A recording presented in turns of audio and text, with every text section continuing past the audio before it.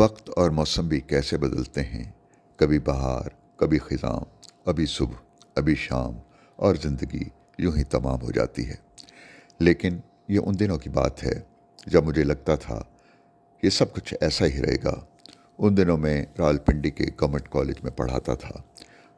گرمیوں کی چھٹیاں تھیں۔ ایک روز میں یوں ہی گھومتا ہوا کالج آ پہنچا۔ اسٹاف روم میں اکا دکا اساتذہ چھٹیوں میں بھی آ جایا کرتے تھے۔ اس روز میں اسٹاف روم گیا تو ایک صوفے پر بیٹھ گیا اور سامنے میز پر پڑے اخبار کو پڑھنے لگا۔ اچانک مجھے اخبار میں علامہ اقبال اوپن یونیورسٹی میں ملازمت کے لیے ایک اشتہار نظر آیا۔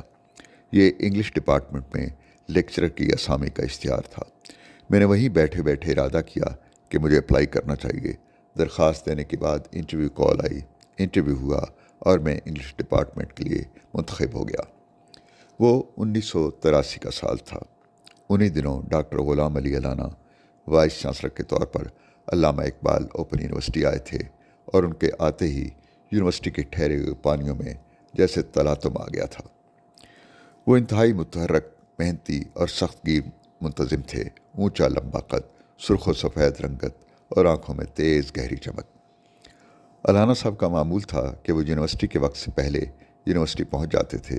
وہ بہت جلدی بیدار ہوتے، الگ صبح جاگنگ کرتے اور پھر ناشتے کے بعد یونیورسٹی پہنچ جاتے۔ یونیورسٹی کی بسیں جب ملازمین کو لے کر کیمپس پہنچتیں تو اس سے بہت پہلے علانہ صاحب کیمپس کا ایک راؤنڈ لگا کر باغیچوں میں پھولوں اور پودوں کا معائنہ کر کے اپنے دفتر پہنچ چکے ہوتے۔ ان دنوں وائس چانسلر آفس بلاک 1 میں ٹاپ فلور پر ہوا کرتا تھا۔ علانہ صاحب نے آتے ہی اٹینڈنس کا ایک مؤثر نظام شروع کیا، جس کے مطابق حاضری کا رجسٹر یونیورسٹی ٹائم شروع ہونے کے تقریباً آدھ گھنٹے بعد رجسٹرار آفس پہنچ جاتا۔ علانہ صاحب نے مانیٹرنگ اور فالو اپ کا ایک نیا طریقہ اپنایا تھا۔ اگر کوئی شکایت یا سرزنش کرنا ہوتی تو زرد لفافے میں ایک خط الگ صبح ہماری میز پر پہنچ جاتا۔ یوں کچھ ہی دنوں میں سب کو پتہ چل گیا کہ علانہ صاحب کی یونیورسٹی کے ہر پہلو پر کتنی گہری نظر ہے۔ وہ راتوں کو اٹھ کر دیکھتے کہ چوکیدار مستعدی سے اپنا کام کر رہے ہیں یا نہیں۔ یہ علامہ اقبال یونیورسٹی کے اوائل عمری کے دن تھے۔ علانہ صاحب نے کئی نئے تعلیمی پروگرامز کا آغاز کیا اور ان کی کامیابی کے لیے انتھک محنت کی۔ وہ باقاعدگی سے یونیورسٹی کے ریجنل کیمپسز کے دورے بھی کرتے۔ حقیقت یہ ہے کہ انہوں نے یونیورسٹی کو صحیح معنوں میں متحرک کر دیا تھا۔ انہوں نے تعلیمی پروگرامز کے علاوہ کئی نئے اقدامات کیے جن سے یونیورسٹی کا امیج بہتر ہوا۔ ان کی توجہ کا خاص مرکز یونیورسٹی کے طلباء تھے۔ وہ براہ راست طلباء کی شکایات سنتے۔ انہوں نے آتے ہی طلباء کے لیے غیر نصابی سرگرمیوں پر بھرپور توجہ دینی شروع کی۔ ان سرگرمیوں میں سپورٹس، تقریری اور تحریری مقابلے شامل تھے۔ وہ جب ریجنز کے دوروں پر جاتے تو وہاں کے طلباء سے خطاب بھی کرتے اور کھلے عام ان کی شکایات سنتے۔ علانہ صاحب کا نام علمی حلقوں کے لیے اجنبی نہ تھا۔ لسانیات کے شعبے میں ان کا نام نمایاں تھا۔ انہوں نے برطانیہ کے معروف تعلیمی ادارے سویس سے لسانیات میں ایم اے کیا اور پھر سندھ یونیورسٹی سے پی ایچ ڈی کی ڈگری حاصل کی، جہاں غلام مصطفیٰ قاسمی ان کے نگران تھے۔ وہ سندھ یونیورسٹی میں پڑھاتے رہے اور ساتھ ہی ان کا گہرا تعلق انسٹیٹیوٹ آف سندھولوجی سے بھی رہا۔ ان کی سندھی اور انگریزی کتابوں میں تحقیق کے کئی رخ نظر آتے ہیں۔ یہ ان کے علم و فضل کا تعارف تھا، لیکن ہمارے لیے وہ ایک سخت گیر منتظم تھے۔ ہمیں اس بات کا اندازہ نہیں تھا کہ اس ظاہری خول کے اندر ایک محبت کرنے والی روح پوشیدہ ہے۔ ایک روز میں یونیورسٹی میں اپنے آفس میں بیٹھا تھا کہ پیغام ملا، علانہ صاحب بلا رہے ہیں۔ ان دنوں علانہ صاحب کو یوں بلانا خالی از خطرہ نہ ہوتا تھا۔ میں سہما ہوا وائس چانسلر آفس پہنچا اور ڈرا ڈرا اندر داخل ہوا۔ علانہ صاحب کسی فائل پر کچھ لکھ رہے تھے۔ انہوں نے آنکھ اٹھا کر مجھے دیکھا، وہی گہری، چمکتی اور جسم میں اترتی ہوئی آنکھیں۔ انہوں نے مجھے بیٹھنے اور پھر اپنا تعارف کرانے کو کہا۔ اب آہستہ آہستہ میرا خوف کم ہو رہا تھا۔ گفتگو کے دوران مجھ پر علانہ صاحب کی نئی شخصیت منکشف ہو رہی تھی۔ مجھے یوں لگا سخت گیر لبادے کے اندر کا انسان تو بہت مختلف ہے، نفیس، خوش گفتار اور گرم جوش۔ اس ساری گفتگو کا حاصل یہ تھا کہ طلباء کی غیر نصابی سرگرمیوں کے فروغ کے لیے ایک کمیٹی بنائی جائے۔ اس کمیٹی کے لیے انہوں نے میرا اور شگفتہ فاروقی کا انتخاب کیا تھا۔ اس ملاقات کے بعد میرا علانہ صاحب سے قربت کا ایک نیا سفر شروع ہوا۔ انہیں تاریخی مقامات اور تاریخی عمارات دیکھنے کا شوق تھا۔ مجھے یاد ہے ان کے ساتھ میں نے ٹیکسلا، روہتاس، کلیام، لاہور، جہلم اور کئی علاقوں کے سفر کیے۔ کہتے ہیں اگر کسی کو جاننا ہو تو اس کے ساتھ سفر کریں۔ میں نے علانہ صاحب کے ساتھ بے شمار سفر کیے۔ ان کے اندر ایک عجیب سی بے قراری تھی۔